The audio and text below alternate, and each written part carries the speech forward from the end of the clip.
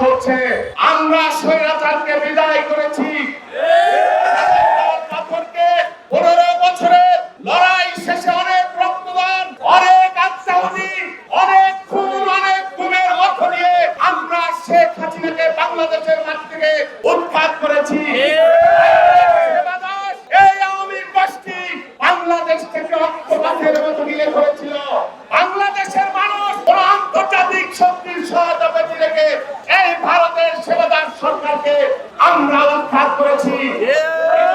এক বছর পালন হচ্ছে, কিন্তু এখনো যে সব সহযোদ্ধা আত্মাহুতি দিল, শহীদ হলো, তাদের যে স্বপ্ন একটা গণতান্ত্রিক বাংলাদেশ, একটা মানবিক বাংলাদেশ, একটা বৈষম্যমুক্ত বাংলাদেশ, একটা অর্থনৈতিক সমতার বাংলাদেশ, সেই স্বপ্ন এখনো বাস্তবায়ন হয় না।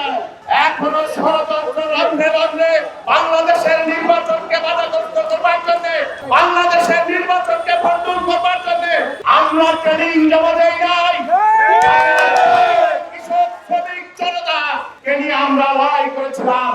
আমরা প্রস্তুত আছি ধৈর্যের বাঁধ যাতে না ভাঙে, সেই জন্য বর্তমান সরকারকে বলবো অবিলম্বে অবিলম্বে একটা জাতীয় নির্বাচনের ব্যবস্থা, শহীদদের স্বপ্ন বাস্তবায়নের জন্য একটা গণতান্ত্রিক বাংলাদেশ করতে হবে।